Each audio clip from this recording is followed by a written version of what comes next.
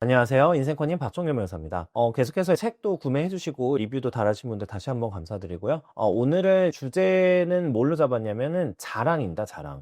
살면서 하면 제일 안 되는 것 중에 자랑이 있는데 이 부분에 대해서 한번 말씀드리려고 하는데 오늘은 특히 하면 안 되는 자랑에 대한 이야기를 드릴 거예요. 특히 하면 안 되는 자랑은 대체적으로는 어떤 거라고 보시면 되냐면 사람들이 가장 욕망하고 있는 것이라고 생각을 하시면 될 것 같아요. 그러니까 내가 원하고 있는 것을 다른 사람이 얻었을 때가 가장 시기나 질투를 많이 느끼는 부분이라고 생각을 해주시면 될 것 같거든요. 제가 생각하는 이제 가장 사람들이 많은 시기를 가지게 되는 그런 자랑에 대해서 오늘 말씀을 드리려고 하는데 아마 이렇게 자랑하지 마라 이런 얘기를 드리면은 어떤 분들은 이런 생각을 하실 거예요. SNS에 맨날 플렉스하고 자기 어필을 통해서 무언가 사업을 하려고 하시거나 이런 분들은 의미가 있다고 생각을 하는데 그런 게 아니라고 하면은 내가 어떤 돈을 벌고 있고 어떤 거를 하고 있고 이런 거를 계속해서 남에게 막 드러내는 게 해가 되는 그런 경우들이 있기 때문에 오늘 말씀을 드린다 이렇게 생각을 해주시면 될 것 같아요. 이 SNS 통해서는 내가 이 사람을 직접 아는 사람이 아니잖아요. 직접 아는 사람이 아니기 때문에 무언가 자랑을 하는 걸 봐도 그렇구나 이러고 넘어갈 수가 있는데 보통은 내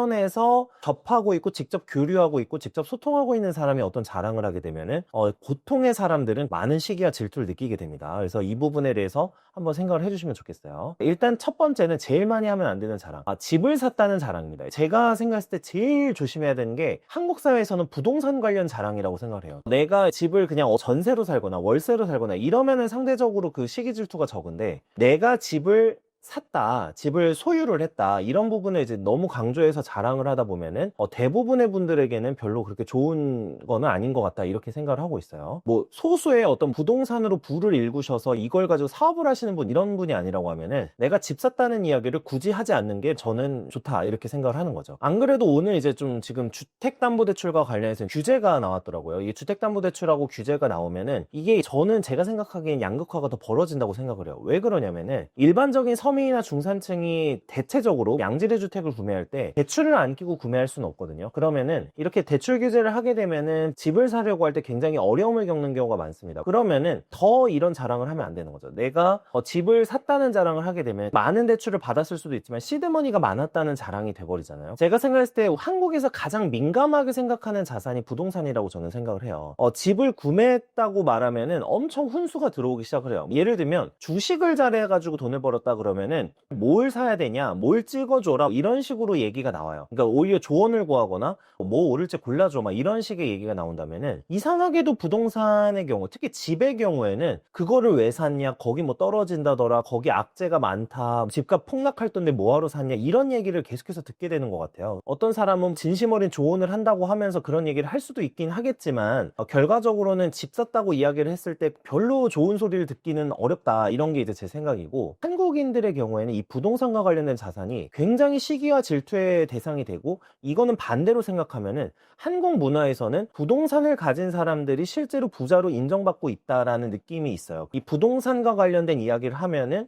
저 사람은 나랑 비슷한 수준인 줄 알았는데 얘는 점점 더 나보다 부자가 되어가고 돈이 많아지나 보다 이런 생각이 들기 때문에 훨씬 더 많은 시기 질투감이 든다고 저는 생각을 하고 있습니다. 특히 직장에서든 주변 친구들 사이에서든 별로 안 하는 게 좋다 이렇게 생각을 하고 심지어는 직장에서 집 샀다는 이야기를 해가지고 곤욕을 치르는 분들이 꽤 많이 있거든요. 심지어 승진 고과에서 이전에 비해서 낮은 평가를 받는 그런 경우도 있다고. 이거는 썰이니까 전해 듣는 거죠. 그런 경우도 있고. 그래서 직장 상사나 직장 동료들한테 별로 집 이야기를 안 하는 게 좋다 이렇게 생각을 하고 있습니다. 두 번째는 자식 자랑이에요. 이게 한국에서는 이제 절대로 또 하지 않아야 될 것 중에 이제 자식 자랑이, 이 나이가 드신 분들도 굉장히 자식 자랑을 했을 때 별로 좋은 거는 없구나라는 거를 몸으로 많이 느끼고 계신 것 같아요. 보통 자식을 가진 사람끼리 이야기를 하게 되면은 제일 많이 나오는 얘기가 당연히 자식 이야기인데 자식이 어느 학교에 갔냐, 어디 회사에 취직을 했냐, 아니면 무슨 시험을 준비를 하느냐 이런 얘기를 많이 하게 되죠. 근데 이 자식 자랑만큼 상대방을 좌절하고 절망하게끔 하는 게 없습니다. 저도 이제 아이를 낳아보니까 알게 되었지만 이 자식이라는 존재가 정말 부모 입장에서는 내 인생에서 가장 핵심적이고 가장 중요한 부분이 되는 경우가 많아요. 그러면은 아까 제가 말씀드렸다시피 자랑은 내가 생각했을 때 중요도가 높은 것일수록 갈수록 시기 질투를 많이 느낄 가능성이 높다라고 말씀을 드렸는데,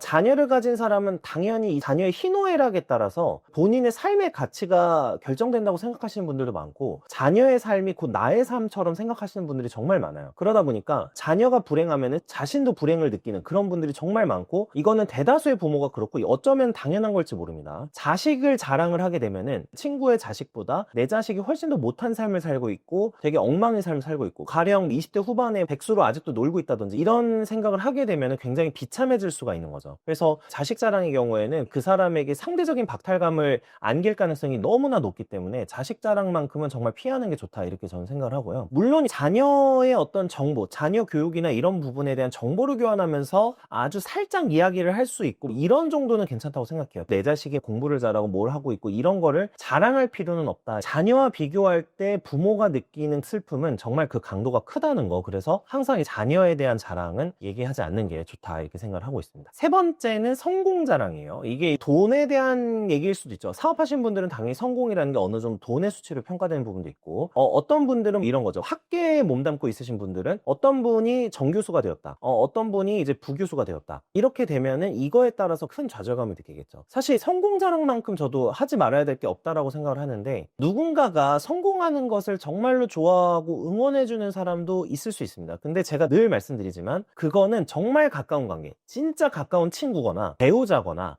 가족이거나 이 정도예요. 사실은 가족 간에도, 친척 간에는 성공 자랑을 거의 하면 안 되는데, 정말 그나마 자랑이나 이 성공 자랑을 할 수 있는 곳은 부모님, 성공적으로 이번에 무슨 계약을 체결을 했다거나 성공적으로 무언가를 하고 있다거나 이런 거를 자랑할 만한 곳은 사실은 가족, 그리고 정말 친한 친구 정도일 거라고 생각을 해요. 성공이나 돈과 관련해서는요, 사실 모든 사람이 자신의 성공과 자신의 자산 축적을 원하고 있습니다. 그러다 보니까 이거에 대해서 자랑을 하는 거는 정말 금물이고, 이 내가 누구나 원하는 걸 쟁취했다라는 사실을 알게 되면은 그 얘기를 듣는 사람 입장에서는 굉장히 비참해지고 계속해서 비교하면서 더 불행해집니다. 그리고 여기서 미움이 싹트게 되는데, 성공 자랑의 경우에 더더욱 그래요. 이 미움이 싹트는 게, 돈 버는 걸 싫어하는 사람은 없고요, 성공하는 걸 싫어하는 사람은 없습니다. 그러면 주변 사람은 저 사람이 잘 되고 이거에 대해서 시기 질투감을 느끼게 되면은 무엇을 시작을 하느냐, 그 사람의 단점을 파고들기 시작해요. 그 사람이 지금 모자란 게 뭐지, 이거를 무의식적으로 찾기 시작합니다. 뭐 가령 이런 거예요. 어떤 분이 돈을 잘 버시고 엄청 뛰어난 사업가세요. 근데 여자친구가 없으세요. 그러면은 저렇게 성공해도 여자친구도 없고 뭐 막 이런 식으로 생각을 한다는 거죠. 그리고 어떤 분은 깔 게 없어요. 예를 들면 비판할 게 별로 없어. 막 여자친구도 좋은 분 있고, 아니면 뭐 배우자도 좋은 분이 있고, 다른 어떤 사회적 인간관계도 잘하고 이러면요, 그 다음에는 까는 게 뭐냐면은, 에이 저 사람은 뭐 돈은 저렇게 벌고 잘 사는지 몰라도 쉬지도 못하고 저게 뭐야, 막 이런 식으로 비판을 해요. 이런 식으로 속으로 생각을 하고 주변에 그렇게 얘기를 해요. 쉬지도 못하고 놀지도 못하고 저게 무슨 좋은 삶이냐, 막 이러면서 까내릴 거를 이제 찾기 시작을 하는 거죠. 그래서 주변 사람 입장에서는 성공을 한 사람이나 이런 정말 주변인들이죠. 그러니까 어떤 SNS 통해서 이렇게 보거나 그런 건 상대적으로 덜한데, 주변 사람이 성공을 했다는 얘기를 듣게 되면은 나랑 비슷한 레벨에 있던 사람이라고 생각을 했는데 갑자기 그 사람이 성공을 하거나